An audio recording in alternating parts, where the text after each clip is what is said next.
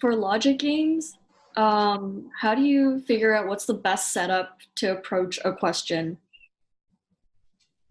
Well, I'd start by doing a lot of games of similar types in a row, so you start to see the common patterns in those game types. So in my study plans, for example, I'll have you do a bunch of ordering games, then a bunch of grouping games, then a bunch of combination games, and doing them by type, you see the common indicators of what game type you're dealing with, and that can impact what kind of diagram you make. And I further subcategorize it as well, so you can better see the connections, but that's where I would start. Okay. Like I've taken an LSAT prep course before, and what they recommend us to do when we're answering reading comprehension or logical reasoning is to pre-phrase it before you start looking at the answer choices. But sometimes it's very difficult to pre-phrase when it's a very complex argument. Example has three premises and then a sub-conclusion and then a conclusion. And then in between all that, like I have to figure out if it's a conditional or a causal relationship. Yeah, I hear what you're saying. Pre-phrasing isn't always the way to go. It's a useful strategy, and when you can do it, it's great, but it doesn't work for every question or for every question type. For flaw questions, for example, pre-phrasing is useful because there's one big flaw the argument's guilty of, and if you can identify and articulate that flaw for yourself, it's much easier to solve the question. But on the other hand, a question type like strengthen or weaken, there might be several different ways you could strengthen or weaken the argument. So you might not have any prephrase at all, or the one that you come up with might not be the one LSAC is asking about. So I wouldn't count on it as a strategy that will work all the time. Okay. So like what do you recommend to do for those type of questions then? Be open to possibilities. I mean, to weaken an argument, for example, you want to be open to alternative possibilities and alternative explanations. And so the one you did come up with, the one that you prephrase, is simply one, but there could be many, many other possibilities as well. So if we say, for example, someone got a 180 on the LSAT, therefore they're guaranteed to gain admission to Harvard, that's an argument that's obviously open to attack. There are many ways we could weaken that argument. Perhaps their GPA was a 2.0, or maybe they didn't go to undergrad at all, or maybe they committed a felony, or maybe their personal statement was terrible. There's a lot of reasons why even getting a 180 would not guarantee admission to Harvard. I just listed 3 or 4 different ways to weaken that argument. LSAC could ask any one of them. So it's really about engaging with it in a more informal, real world sense, like you were having a conversation with somebody. I get the sense that you're asking about these techniques that are useful, but they can't be applied mechanically, and they're not always applicable. So be open to alternatives. Okay. How do you stay focused in a very dry reading comprehension passage? Like it's just, I don't know, it's so boring that you're kind of reading through it, and then by the time you reach the second paragraph, you didn't absorb the first paragraph because it was so boring. Yeah, I hear what you're saying, and part of it is fake it till you make it. You have to fake interest in it and act like it's the most interesting thing in the world. And another thing I would do is I would try to caricature or exaggerate the positions presented in the passage to make it more real world relatable. Like there's one reading comp passage that has 2 different political groups. One is the Congress and one is the League. And one is more moderate and one is more radical. And so they don't use those words moderate and radical. I impose them onto the passage to exaggerate the differences between those 2 different political groups in order to have a shorthand for them that I can hold in my mind. Because I'm not familiar with the Congress and the League. Those were very niche groups in a certain political climate. They're not like the Democrats and the Republicans where I've heard of them before and I'm familiar with them. And so to make it more relatable, I exaggerate the differences and I make my own shorthand for them. Okay, that makes sense. I also look for where the author is expressing their opinion. And I really hold on to that for dear life. I focus on that. The details, the examples, I don't get wrapped up in them. Those are really meant to trip you up. And those you can always go back to when you need to. I just try to walk away with what's the main idea. And the main idea is the author's opinion wherever they articulate it. I use that as my major takeaway from the passage. Okay, another mistake I keep making is like I will confuse a conditional relationship for a causal one and or vice versa. And like there's certain times where I can distinguish it. So if there's like language, oh, unless, without, so that indicates a necessary condition, so that's easy. But then there are times where they don't have these trigger words, so then I can't really distinguish it anymore. Okay, so when you're dealing with conditional relationships, there will often be some conditional indicator somewhere.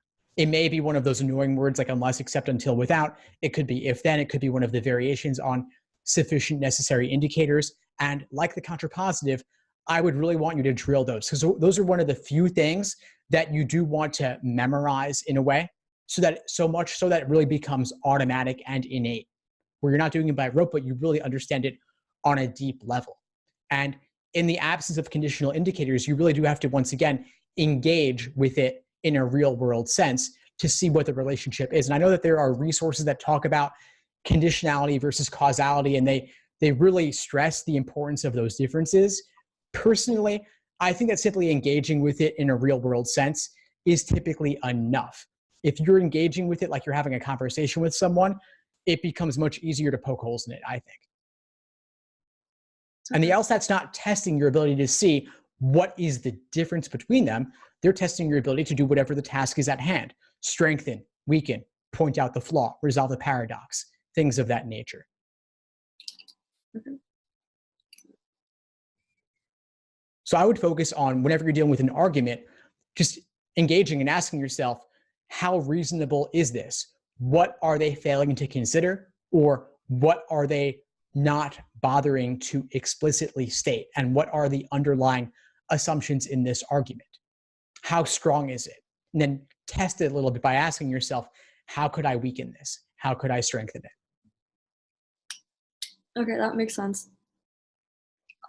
So I'm gonna write my LSAT on January 13th, so that's barely 2 weeks from now. My practice score is not that great right now, so like, what do you suggest that I do from now to like then to just, I guess, maximize potential? I would suggest you do, on average, no more than 2 timed exams per week over the next 2 or so weeks. So for you, that may be 2 exams, that may be 3 exams, nothing more than that. Just a couple of exams along with detailed review of those exams. And that's pretty much it. The fact, though, that you're not feeling proficient in the contrapositive suggests to me that January might be too soon for you. You could take January, but if you want to reach your fullest potential on the LSAT, I would want things of that nature to be airtight for you before you walk into test day, and honestly be airtight for you at least 1 month before, if not more than that. So you could take January and apply with whatever you get, but if you want to reach your fullest potential, I think it might require a little bit more time. I know that's not the question you asked, but part of my role as a coach is to really tell it to you like it is, because that's what will best serve you in the admissions process. I have no choice but to take the January one, because if I want to get into law school September 2020, the latest LSAT test that my schools are taking is like the January one. So if I don't take it, then I'm like not considered at all. Yeah, no, I hear what you're saying. The alternative then is to take it a little bit later and apply at the beginning of the next cycle, which I know nobody ever wants to hear that and nobody ever wants to do it, but your odds are higher and there's more scholarship money available simply by applying at the beginning of the cycle. And if you also have a higher LSAT score on top of that, you're really boosting yourself up significantly.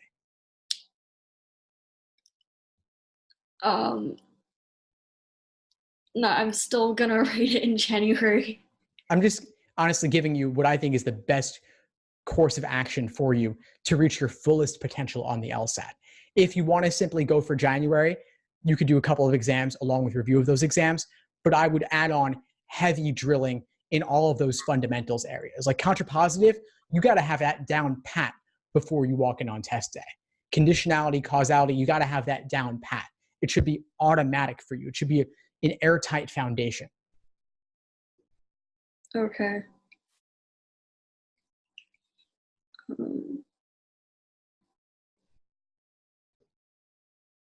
All right. Any other questions for you? I mean, if I have to write it again, then like I'll just aim for like maybe September. That's fine. Yeah, but ideally, I mean, I'm just gonna basically cram for the next 2 weeks and we'll just see what comes out then. Yeah. I just wouldn't want you to run the risk of burnout on that. So I would give it your all, but don't approach it from the mindset of cramming.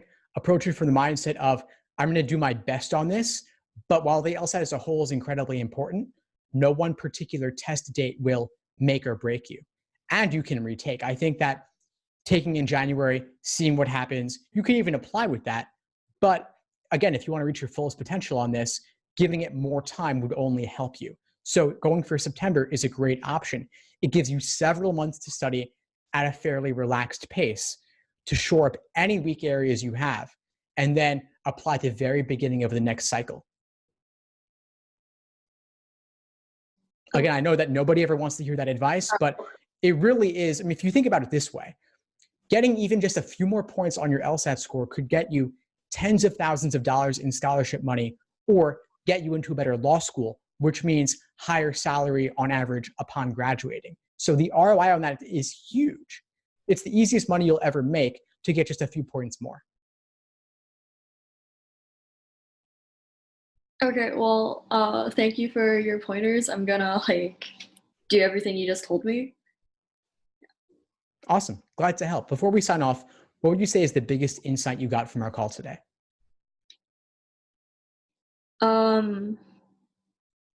I guess the biggest insight is like